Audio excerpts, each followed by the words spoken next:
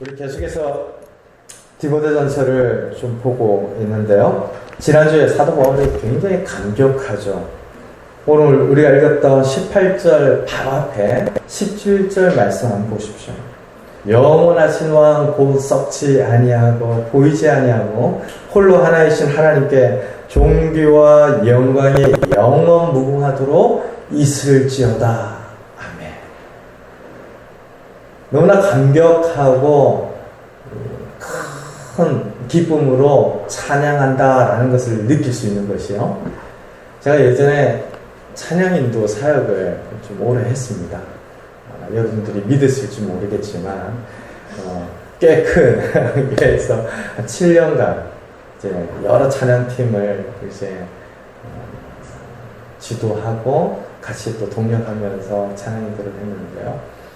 근데 찬양을 하던 중에 영광과 찬양을 받으시게 합당하신 하나님께 우리 온 마음과 온 힘을 다하여 찬양하십시다. 할렐루야!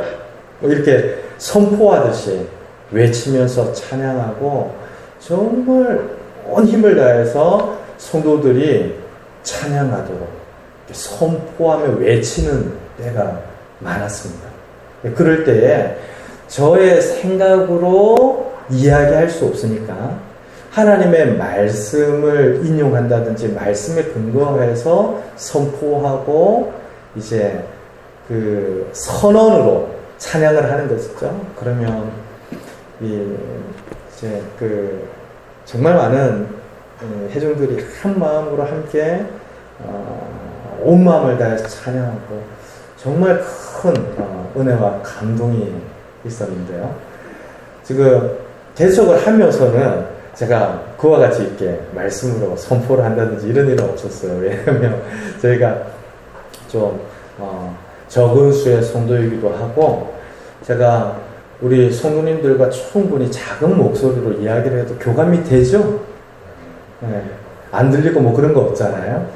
꼭 외쳐야 집중이 되고 그런 거 아니죠. 만약 그렇다고 그러면 저도 얼마든지 외칠 수는 있어요. 근데 저희 교회에서는 그렇게 하지 않아도 우리 성도님들이 전심으로 또 예배하고 또 힘써 집중하고 이런 모습들을 제가 참 많이 느끼거든요. 그래서 그와 같이 하진 않지만 지금 사도 바울의 그 외침을 한번 보세요. 영원하신 왕 썩지 아니하고 보이지 아니하고 홀로 하나이신 하나님께 존귀와 영광이 영원 무궁토록 있을지어다. 굉장히 감동하고 감격하면서 하나님을 높이는 찬양입니다.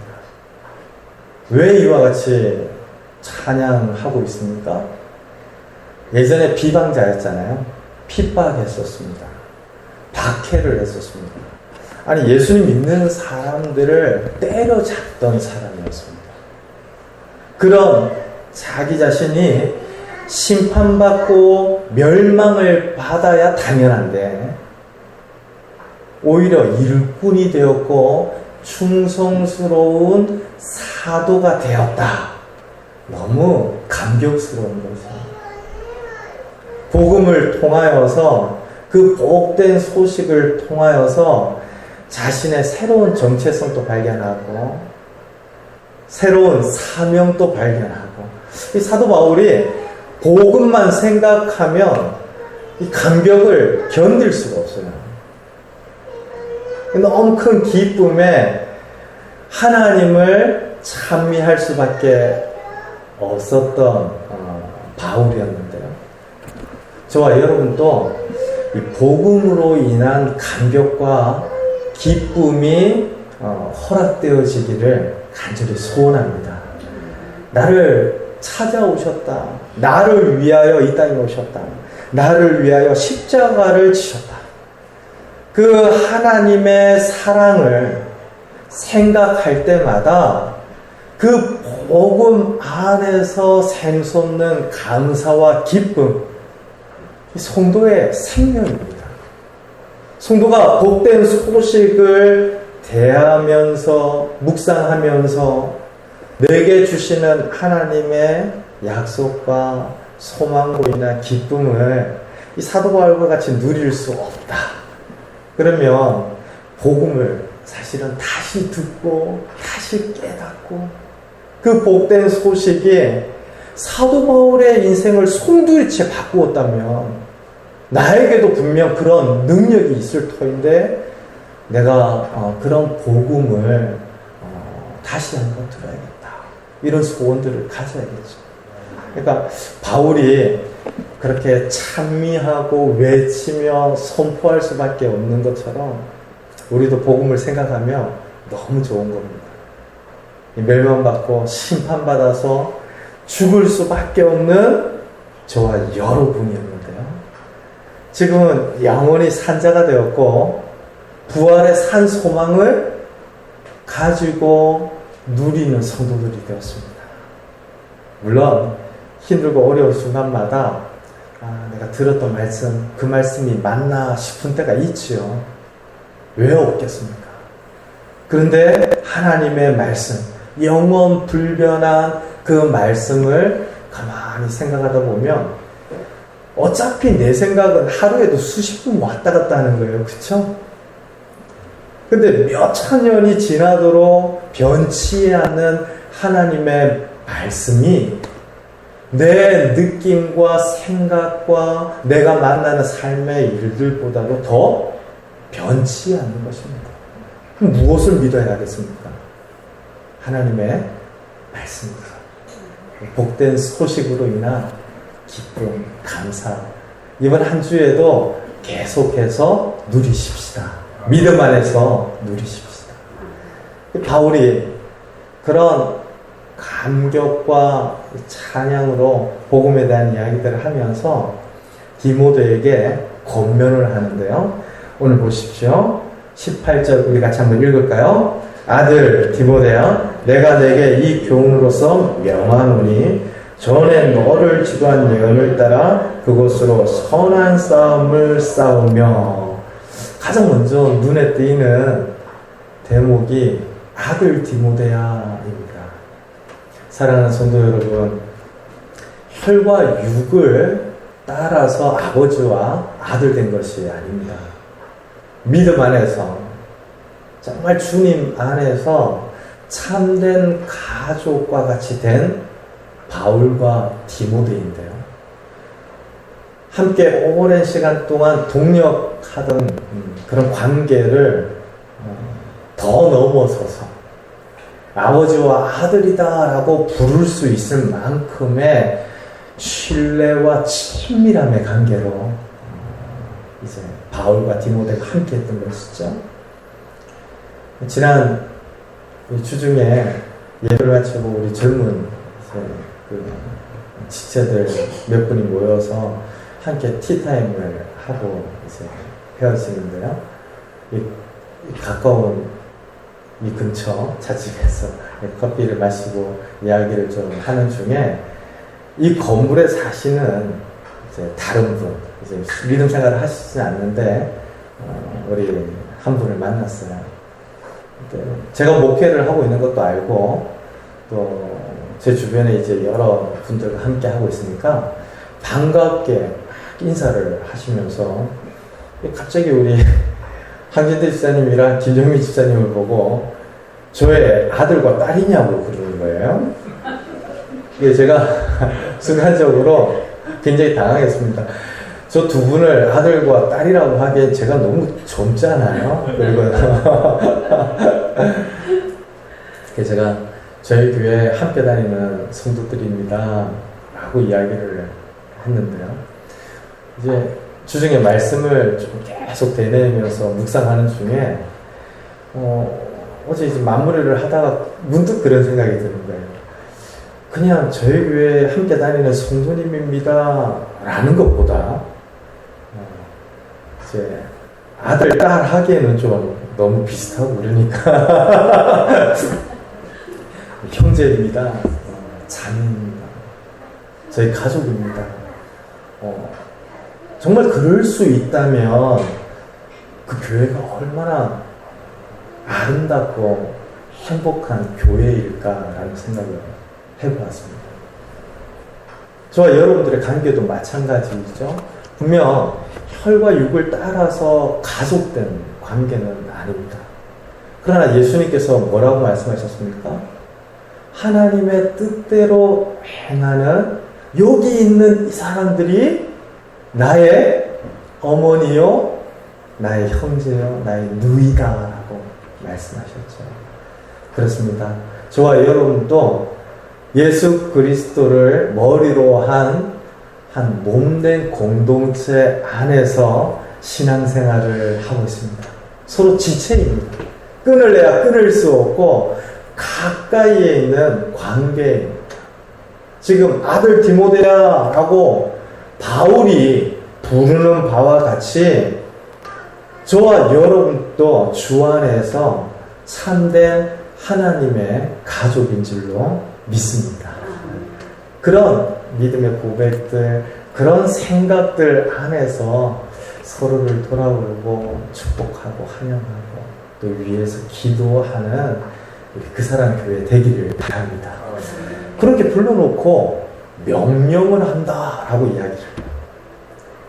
아니, 아들 디모데야라고 불러놓고 명한다.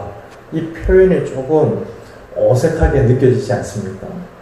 요즘은요, 아버지와 아들 사이에도 또 어머니와 딸 사이에도 명령한다. 이런 좀 표현을 좀 불편하죠.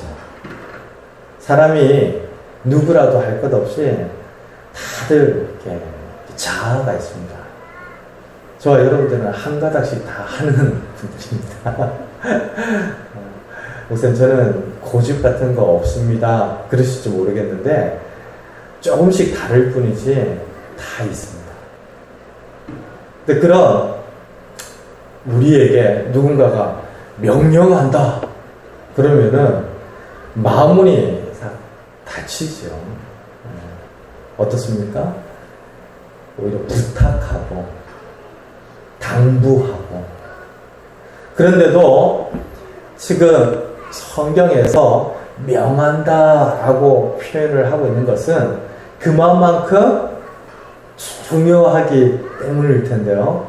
이 단어 자체가 군인들이 명령할 때 쓰는 명령 이런 뜻이 아닙니다.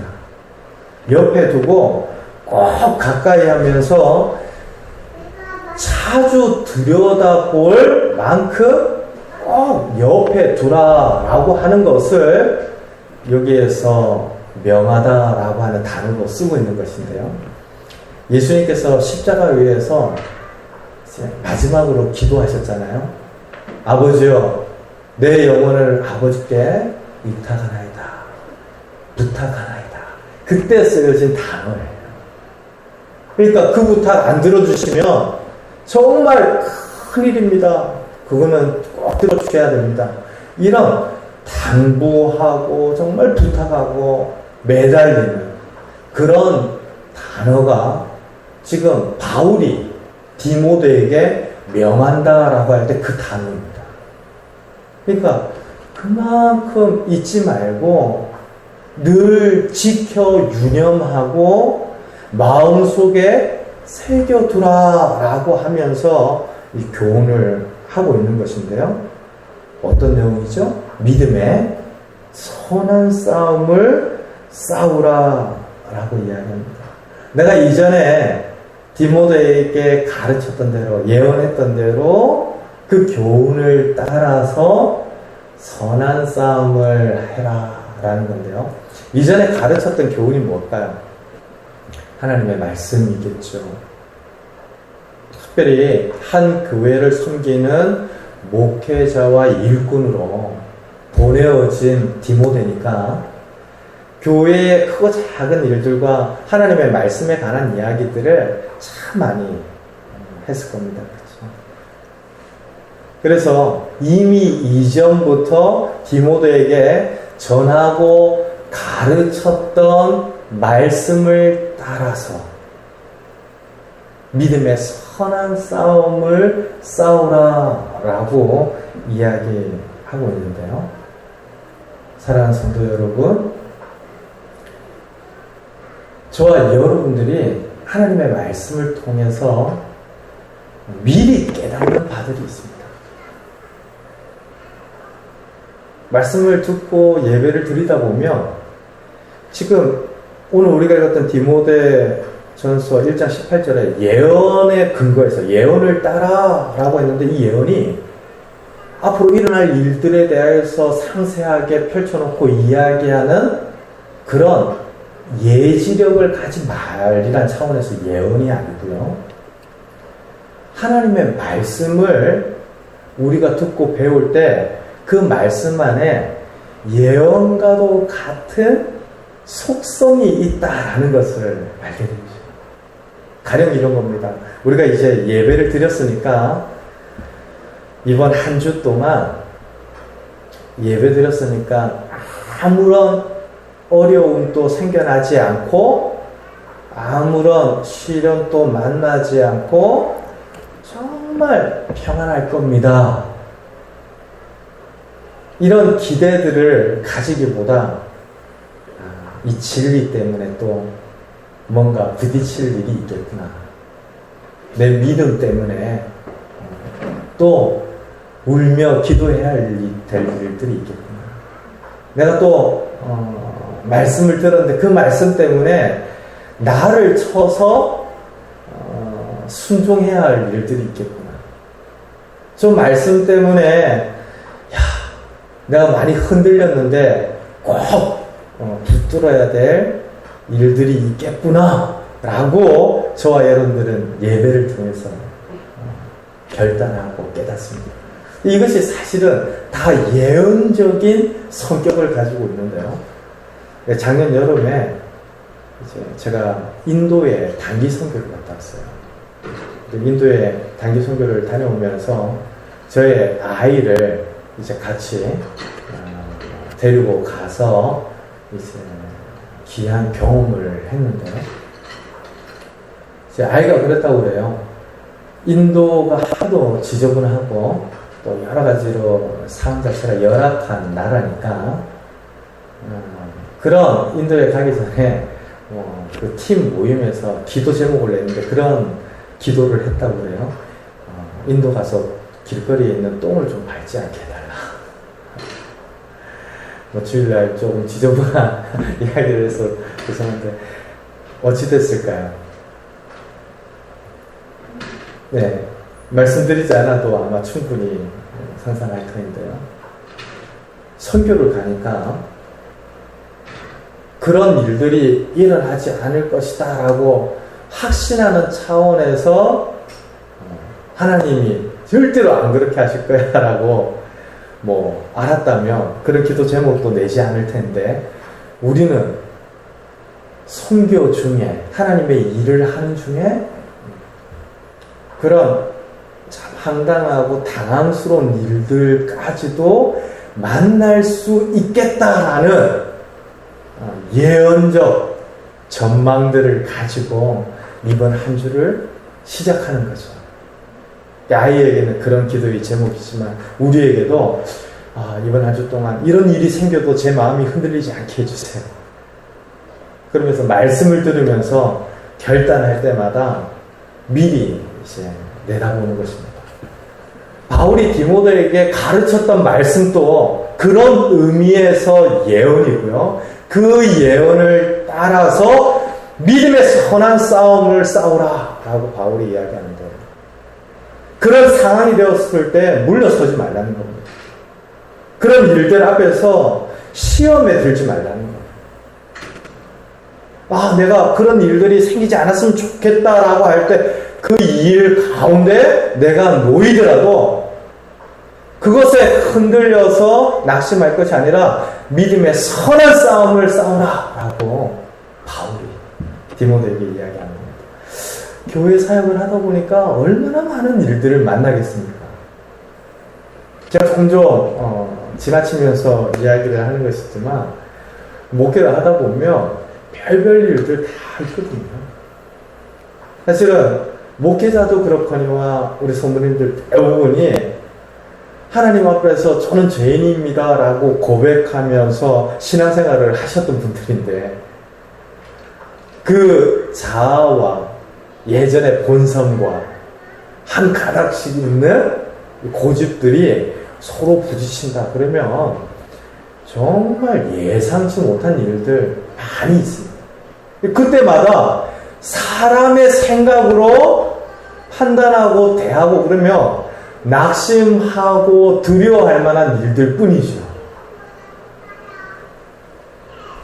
이제 한번 누군가에게 이제 멱살을 잡히면 그 다음부터 뭔가를 가르치고 전한다는 게 얼마나 위축이 되겠습니까? 그렇죠? 그런데 그런 순간에 놓일지라도 믿음의 선한 싸움을 싸워라 라고 이야기하는 것이죠. 사랑하는 성도 여러분, 우리가 살아가는 이 세상은 영적인 싸움터입니다. 우리는 끊임없이 싸우며 삽니다. 목사님, 저는 굉장히 유순하고 온유해서 싸우는 거 별로 안 좋아합니다 라고 해도요, 틀림없습니다. 여러분들 안에서 끊임없이 싸움이 일어날 것이고 우리 주변의 관계와 세상 가운데에서 저와 여러분들은 싸우며 살아갑니다. 왜 이것을 제가 장담하냐면 예수님께서도 이 땅에서 하나님 나라의 일들을 감당하시기 전에 싸우셨습니다. 광야에서 40일을 금식하시며 줄이면서 싸우셔야 했는데요. 교묘하게 유혹하고 진리를 왜곡하고 예수님의 중심을 허물어뜨리려고 하고 예수님의 능력을 그 자신을 위해서 마음껏 사용하도록 부추기는 사단과의 싸움을 싸우셔야만 했습니다. 예수님께서도 그러셨다면 저와 여러분도 끊임없이 옛 사람과 우리 가운데 남아있는 죄성과 싸우는 믿음의 싸움들을 해야만 합니다. 그리고 우리 주변에 많은 사람들 가운데 또 역사하는 악한 영이 있다는 것을 알고 저와 여러분들이 믿음의 선한 싸움들을 싸우셔야 하는데요. 참 놀랍지 않습니까? 예전에 실제로 그런 일이 있었다고 그래요. 한 청년이 이제 어느 권사님, 혼자 사시는 권사님 댁에 와서 이 성탄절 날 이 새벽에 그렇게 아름다운 찬송을 부르더랍니다. 근데 이 청년이 너무 진실하고 아름답게 찬송을 해서 권사님이 이 새벽에 자기를 찾아와 주는 사람도 없고 그래서 많이 아쉬웠는데 그 찬송을 들으면서 너무 고맙고 그래서 이 청년을 그냥 돌려보내지 않고 이제 거실로 좀 들어와라, 추운데 들어와라, 뭘 좀 대접하고 싶은데 뭘 마시고 싶냐, 물이라도 좀 달라. 그러니까 권사님 딸에는 이제 레모네이드라도 마시게 하고 싶어서 주방에 들어가서 나름대로 정성스럽게 레모네이드를 만들었다고 그래요. 또 가지고 나왔더니 이 청년이 없더랍니다. 근데 그 짧은 시간 사이에 청년이 이 권사님 안방에 있는 모든 괴물들을 다 휩쓸고 가버렸다는 거예요. 너무 은혜를 받고 너무 그 청년의 찬송 가운데 감사함이 있어서 레모네이드를 만드는 사이에 청년은 권사님의 귀한 것들을 다 가져가 버렸어요. 이게 실제로 한때 유행을 했다. 신종, 성탄절, 절도. 대표적인 유형이었다고 해요. 유럽에서도 그런 일들이 참 많았고, 우리나라에서도 그런 속임과 사기들이 참 많이 일어난다고 그러는데요. 참 안타깝죠. 그런 일들 한번 겪고 나면 어떻습니까? 다시는 내가 낯선 사람이나 모르는 사람한테 마음을 열어놔라. 그 상처, 그 상처 때문에 더 마음의 문을 굳게 닫는 일들이 생기기도 하고요. 또 그렇게 버젓이 거짓하고 악한 일을 행하면서 살아가는 사람들이 있다라는 것을 보면서 또 마음이 상해요. 근데 점점 그런 어떤 싸움의 경험들을 하다 보면 믿음의 선한 싸움을 싸우려 하지 않을 때 우리는 이 세상 가운데 위축되고 정말 가난해집니다. 믿음의 선한 싸움을 싸워 가야만 그와 같은 사람들조차도 품어주고 용서해주고, 그렇죠? 또 그런 사람들이 변화되어 때까지 기도해주고, 이것이 우리가 이 땅 가운데서 감당할 믿음의 선한 싸움인데, 우리마저도 그런 싸움들을 포기해버리면요, 어떻게 될까요? 지금 바울은 디모데에게 깨워서 나 자신과의 싸움뿐만이 아니라 교회 안에서 일어나는 크고 작은 일과도 믿음의 선한 싸움을 싸우고, 또 세상 가운데에서 악한 일들을 일으키는 그 거짓의 영, 사단과 마귀와도 대적해서 싸우기를 원하는데요. 사랑하는 성도 여러분, 눈에 보이는 창과 칼로 싸우진 않지만 지난 주중에도 많이들 싸우셨죠? 내가 생각할 때 참 틀림없는데 하나님은 그런 부분에서 다르게 이야기하실 때 우리 안에서 싸우는 거죠. 내 마음의 중심은 참 평화롭게 지내는 것인데 그렇지 않은 관계들과 세상의 일들을 보면 참 속이 썩는다고 해야 될까요? 많이 상하죠. 이런 싸움들을 우리는 계속해서 신앙생활을 하면서 하게 되는데요. 사랑하는 성도 여러분, 그런 싸움을 하십시오. 회피하거나 그런 순간에 낙심하고 절망하지 마시고 믿음의 선한 싸움들을 하시기 바랍니다.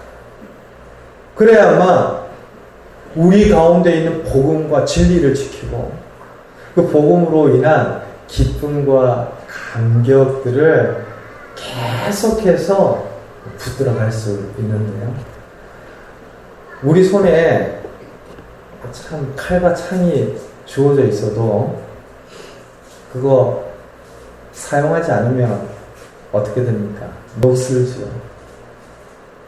그러나 그것을 계속 붙들고 영적인 싸움들을 하다 보면 우리 팔과 우리 발에 믿음의 근육이 생기고요. 우리가 가지고 있는 말씀이 더 날카로워지고 강건해지는 은혜가 있을 줄로 믿습니다. 싸워보신 분들은 알아요. 내가 죄와 계속해서 싸울 때 더 내 마음에 그 죄로 인한 실망과 낙심과 괴로움도 있지만 싸울 때마다 우리는 비로소 강해지는 법을 배우고요. 내 힘으로는 절대로 이길 수가 없구나라는 것을 깨달아 알게 되는데요. 지금 디모데에게 믿음의 선한 싸움을 싸우라 라고 가르치죠. 그리고 이어서 믿음과 착한 양심을 가지라 라고 이야기하는데 보십시오. 믿음과 착한 양심은 시금석과 같은 겁니다. 내가 잘 싸우면서 살고 있나 이걸 이제 측량하고 평가하는 기준과도 같은 것이 믿음과 착한 양심인데요. 내 믿음이 좀 많이 흔들립니다. 그러면 그 싸움에서 밀리는 것이죠. 내 양심이 자꾸 어두워집니다. 그러면 믿음의 선한 싸움을 더 힘써 싸워야 할 때라는 신호와도 같은 겁니다.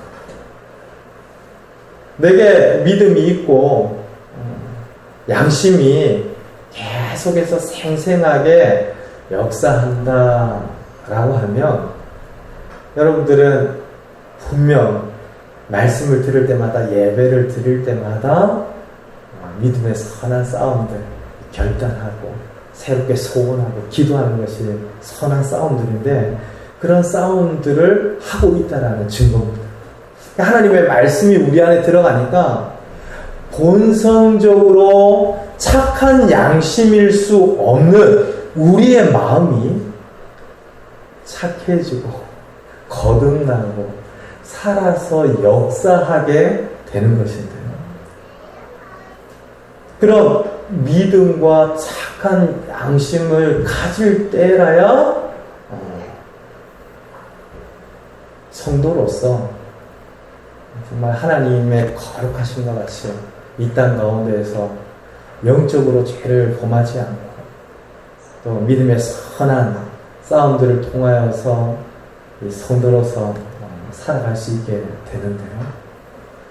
참 깊은 하나님의 교훈이 이 두 가지 가르침 가운데 놓여져 있는 것은, 믿음의 선한 싸움을 싸울 때 우리 믿음과 양심이 더 생생합니다. 그리고 믿음과 양심을 가질 때 우리는 믿음의 선한 싸움들을 지속적으로 감당해 갈 수 있습니다. 어느 날 문제가 있을 수는 있어요.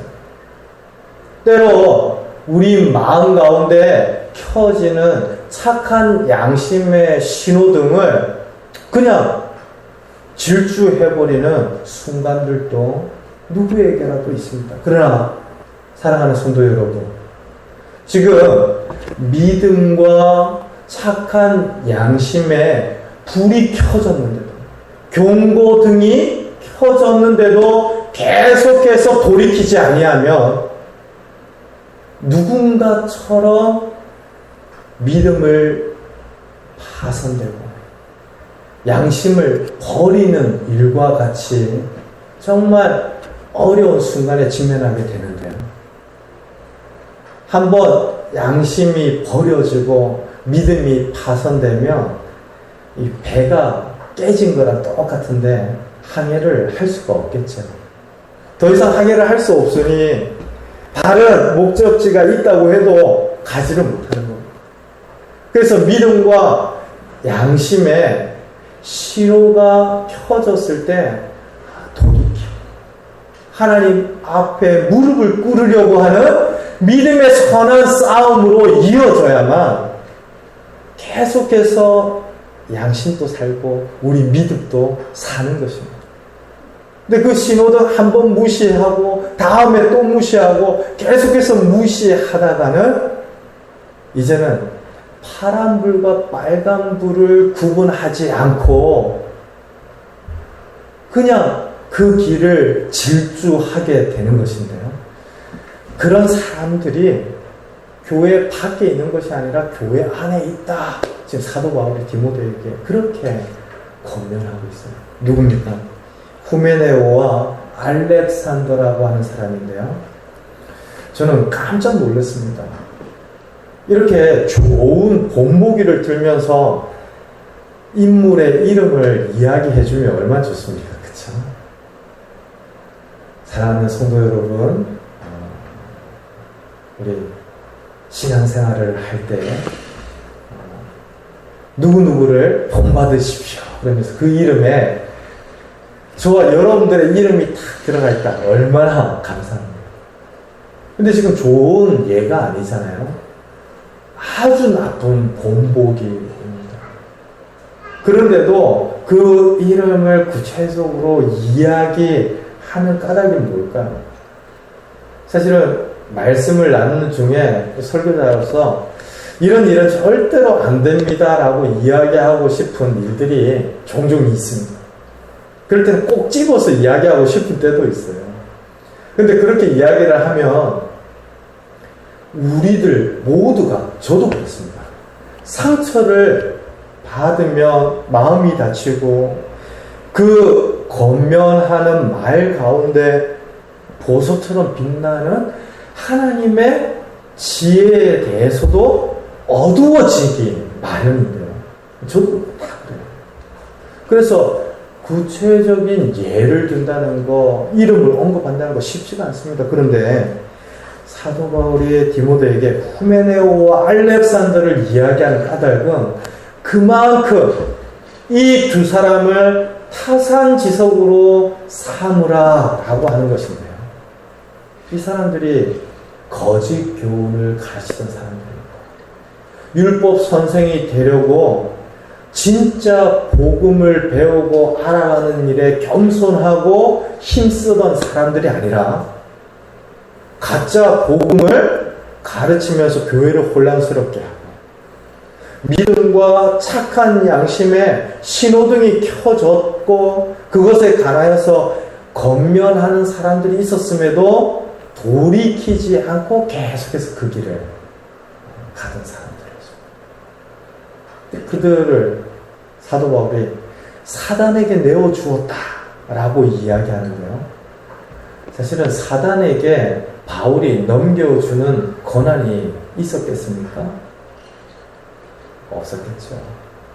그 일은 바울의 일이 아닙니다. 그런데도 이와 같이 표현하는 이유는 그렇게 믿음과 양심에 계속해서 쌓임이 오는데도 돌이키지 않고 끝끝내 스스로 멸망의 길을 걸어가는 후메네오와 알렉산더와 같은 사람들에 대해서 우회적으로 지금 이야기하는 것이죠.